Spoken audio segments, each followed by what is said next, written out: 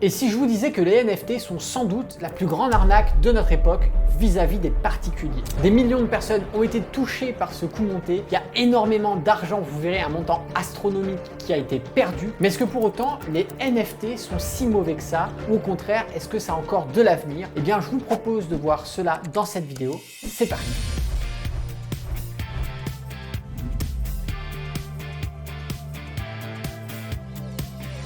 Bonjour à tous, c'est Alexandre, le trader indépendant, et dans cette vidéo on va parler des NFT, l'arnaque du siècle. Je vous invite à mettre un petit pouce sur cette vidéo, à vous abonner et à activer la cloche. Alors déjà, les NFT, qu'est-ce que c'est?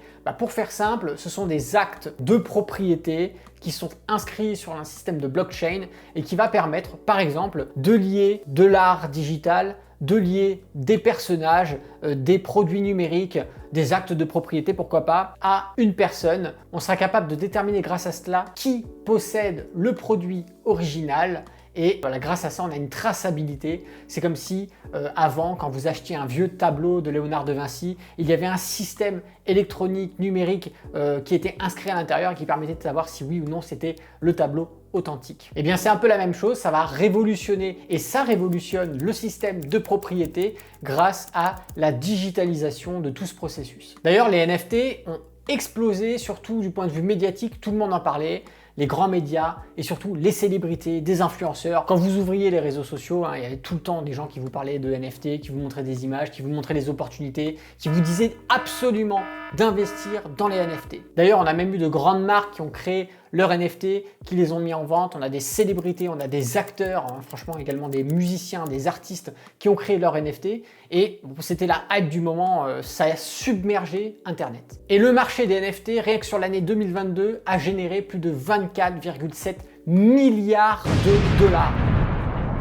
Et c'est simple, c'est que tout cet engouement médiatique a créé une seule envie chez les particuliers, c'était de s'enrichir. On leur promettait un investissement rentable et surtout d'être parmi les premiers à bénéficier des NFT. Vous savez, la crypto-monnaie, notamment le Bitcoin, beaucoup de gens ont regretté de ne pas avoir investi au début du Bitcoin, ont regretté d'en avoir entendu parler mais de ne pas avoir osé sauter le pas. Et là, on leur promettait les NFT comme le nouveau Bitcoin, la nouvelle opportunité. Vous avez raté le Bitcoin, ne ratez pas les NFT. Le Bitcoin, à la limite, ça pouvait faire peur, mais aujourd'hui, les NFT, c'est la suite logique. Donc si vous n'investissez pas sur le NFT, c'est que vous êtes idiot. Alors si vous voulez vraiment vous enrichir, sautez sur l'occasion. C'est ce qui était diffusé comme message à longueur de journée sur les réseaux sociaux à travers le monde, et énormément de gens ont succombé au chant des sirènes et ont sorti la carte de crédit. Et en réalité, une multitude d'arnaques a sévi sur Internet et beaucoup de particuliers sont tombés dedans. Il y a eu beaucoup de projets fantômes qu'on appelle rug pulls, qui tout simplement promettaient des projets qui étaient finalement bancals. Les gens achetaient les NFT, le projet disparaissait avec l'argent des investisseurs bien évidemment. On a également de faux artistes qui ont émergé sur Internet, qui ont fait souvent même des plagiats de vrais artistes qui vendaient leurs créations sous forme de NFT. Finalement ça valait rien du tout, mais ça se vendait très cher au début avant que ça se sache. Donc en fait, toute la pourriture du milieu de l'arnaque a vu le NFT comme une aubaine. Pas de régulation, c'est nouveau, les gens ont envie de sauter sur l'occasion parce qu'ils veulent s'enrichir. Mais quoi de mieux? Putain, c'est génial. On pouvait, même si on le souhaitait, dessiner une crotte de chien et vendre ça très très cher. Les gens achetaient de la merde numérique. Et d'ailleurs, un cas célèbre, c'est le cas de Evolve Apes. Vous savez, tous ces petits singes là qu'on a vus partout. Eh bien, le créateur a vraiment fait un branding de ouf puisque sous son aile, il avait des personnalités publiques, des célébrités. On avait énormément de gens qui faisaient la promotion de ce projet. C'était un projet autour d'un jeu vidéo où les gens pouvaient déjà commander des NFT de personnages et ça allait devenir un jeu de combat. Et finalement, le créateur a disparu du jour au lendemain avec bien évidemment l'argent de vente de ces NFT pour plus de 2,7 millions de dollars. Le projet de jeu vidéo n'aura jamais vu le jour, vous vous en doutez bien, et tous ceux qui avaient acheté ces NFT, qui attendaient un retour sur investissement de x10, x100, x1000 comme on leur promettait, finalement se sont retrouvés avec des NFT qui ne valent aujourd'hui plus rien du tout. Alors comme vous l'avez vu, le procédé est simple, les arnaqueurs vont essayer de taper dans la sphère de personnalités publiques pour essayer de taper leur communauté, et donc ces gens-là arrivent à vraiment avoir la confiance en réalité de ces célébrités, de ces acteurs, de ces influenceurs. Les arnaqueurs promettent un projet qui est en réalité vide, qui va seulement servir de façade pour récupérer le fonds des investisseurs en vendant des NFT qui sont faits bien souvent en 2.2 sur des logiciels de montage photo qui aujourd'hui se reproduisent en quelques secondes, encore plus grâce à l'intelligence artificielle. Malheureusement, parfois il arrive que les influenceurs soient également complices de ces arnaques, même si la grande majorité d'entre eux, bien évidemment, ont tout simplement été victimes d'un abus de confiance et ont parfois même eux-mêmes perdu de l'argent dans ces projets. Et d'ailleurs, c'est le cas de plusieurs célébrités. Nous avons Logan Paul qui avait acheté un NFT pour 623 000 $. Et aujourd'hui, ça ne vaut presque rien du tout. On a aussi le cas de Justin Bieber qui avait acheté le NFT Bored Ape pour 1,3 million de $. Et aujourd'hui, ce NFT a énormément dévalué. Il ne vaut plus que 59 000 $. Alors, je peux vous dire que celui qui a réussi à lui vendre ça à 1,3 million, lui, il est content. C'est plus son problème. Et maintenant, Bieber a tout simplement vraiment fait un investissement de merde. Mais il y en a d'autres. On retrouve Neymar également qui a acheté des NFT qui ont fortement dévalué. Snoop Dogg également. La liste est longue. On pourrait passer une vidéo à vous faire la liste de toutes les célébrités de tous les pays du monde, des acteurs, etc. à s'être fait avoir, même des personnalités politiques. Mais vous l'aurez compris, en réalité, on s'est foutu de leur gueule, comme on s'est foutu très certainement de la vôtre si jamais vous avez investi dans les NFT derrière. Il y a très peu de chances que vous ayez fait de l'argent avec. Et dans ce gros délire de NFT, en réalité, ceux qui ont réussi à générer des profits sont ceux qui ont monté les arnaques ou sont les tout premiers clients de ces arnaques qui ont en réalité réussi à revendre ces merdes avant que la dévaluation leur claque à la gueule. Et si on fait le bilan, il y a un chiffre choc, c'est qu'il y a 95% des NFT aujourd'hui qui n'ont plus aucune valeur. Ce qui correspond seulement sur les NFT vendus en 2022 à plus de 23,5 milliards de $ de pertes de la part des investisseurs. C'est-à-dire que sur le chiffre des ventes de 2022, 95% des investissements réalisés en NFT aujourd'hui ne valent plus rien du tout. Et vous l'aurez compris, ce chiffre est du coup vu fortement à la baisse puisqu'il ne prend pas en compte les NFT qui ont été vendus bien après 2023, 2024, etc. Mais en termes de statistiques, de dévaluation, on est sur une dépréciation qui reste encore dans cette même fourchette. Donc en réalité, si vous avez de l'argent aujourd'hui et que vous souhaitez vous alléger, achetez un NFT. Pourquoi le NFT aujourd'hui est devenu une désillusion financière? C'est comme tout, on a eu cette fameuse hype du NFT, les gens donnaient ce fameux discours, achetez, profitez du NFT, soyez les pionniers du NFT, achetez du NFT, vous verrez, vous serez parmi ceux qui vont s'enrichir grâce à cela.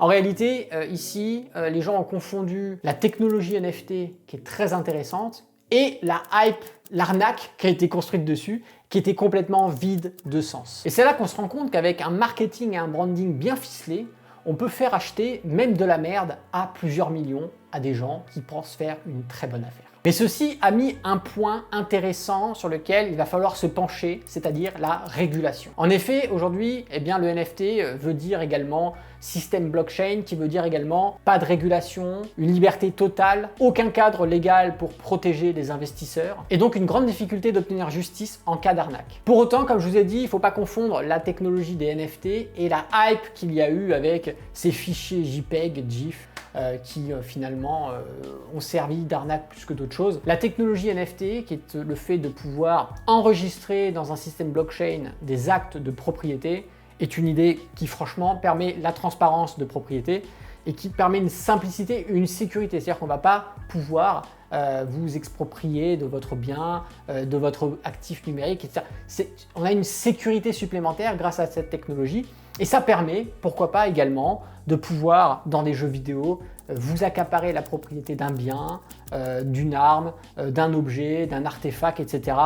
D'un point de vue administratif, vous faire en sorte que vous soyez propriétaire d'un acte numérique, d'un acte de propriété, d'un compte bancaire, enfin bref, l'évolution vis-à-vis du NFT et de ce système d'actes de propriété numérique est en réalité sans fin et je pense qu'on n'en est qu'à ses débuts. Et quand on regarde ce qui est en train d'être fait dans les backstage au niveau du NFT, on se rend compte que les systèmes de marché boursier sont en train de travailler sur des projets qui vont transformer les propriétés d'actions ou d'autres actifs boursiers grâce à des systèmes de NFT. Tout ça est en train d'être fait, ça demande du temps, bien évidemment, pour pouvoir faire cette migration de l'ancien système vers un nouveau système. Vous vous rendrez compte que ça se fait pas forcément en plusieurs jours, ça va être plusieurs mois, je dirais même plusieurs années de travail pour y arriver, mais l'évolution possible du NFT est sans limite et n'est qu'à ses débuts. Donc la technologie est bonne en soi, mais encore une fois, ce qui a été construit dessus, l'arnaque qui a été montée, a bien été ficelé, a bien été marketé et a fait qu'énormément de particuliers, mais même des professionnels, se sont fait avoir en achetant ces NFT qui ne valaient rien du tout. Et il y a 3 points à retenir ici, c'est que les grands perdants sont les investisseurs novices attirés par les promesses de gains faciles, comme vous pouvez avoir des promesses de gains faciles sur des réseaux Telegram, sur Instagram, sur tout autre réseau social. On vous promet du 40% par semaine, 50% par mois, on vous promet du copy trading magique qui va vous faire gagner et multiplier par 100 votre portefeuille en seulement quelques semaines. Si vous succombez à ce genre de conneries, il y a de grandes chances que vous ayez succombé aux NFT et à ces promesses de gains très rapides. Le deuxième point, c'est qu'on a énormément d'investisseurs individuels qui se sont ruinés et qui ont mis tout ce qu'ils possédaient dans les NFT. Bien évidemment, quand on perd moins 95 voire moins 100% de son investissement, on peut mettre en déséquilibre sa stabilité financière. L'important, ce qu'il faut vraiment retenir ici, c'est qu'il ne faut pas investir tout ce que vous avez. Vous devez toujours garder de la liquidité en sécurité et investir seulement ce que vous pouvez vous permettre de perdre. Et quand vous faites un investissement, n'investissez pas tout sur le même support. Diversifiez, ça vous évitera. Si vous avez malheureusement succombé au chant des sirènes et que vous êtes tombé dans une arnaque, au moins vous ne perdez pas tout dans cette arnaque. Vous perdez un petit peu, mais il faut vraiment faire attention. Et justement, on en vient au 3e point, qu'il est important de faire ses propres recherches. Ne jamais investir sur un coup de tête ou sur une tendance éphémère. Vraiment, avant d'investir, prenez du recul, prenez même peut-être plusieurs jours de réflexion, approfondissez vos recherches, vérifiez la stabilité des projets, qui est le développeur du projet, qui est le directeur du projet, quelles sont ces personnes, qu'ont-ils déjà fait par le passé. Voilà, il y a vraiment plein de choses à vérifier, ça vous permettra déjà d'avoir un premier filtre et d'éviter de tomber dans des arnaques. Alors si malheureusement vous êtes tombé dans l'arnaque du NFT, ne vous découragez pas. L'investissement, ce n'est pas ça, d'accord? L'investissement, c'est d'aller sur des choses solides, c'est de faire de l'immobilier, c'est d'acheter des actifs boursiers tels que des actions, des contrats obligataires, pourquoi pas de faire du trading ou d'acheter des crypto-monnaies. Il y a de très bonnes choses qui vont pouvoir vous rapporter de l'argent, mais il faut faire les choses correctement. Pour cela, je vous propose d'être bien entouré, de rejoindre, pourquoi pas, mon école de formation, de rejoindre un autre formateur, de vous abonner à des chaînes YouTube qui vont vous donner beaucoup d'informations de qualité et surtout des conseils pertinents.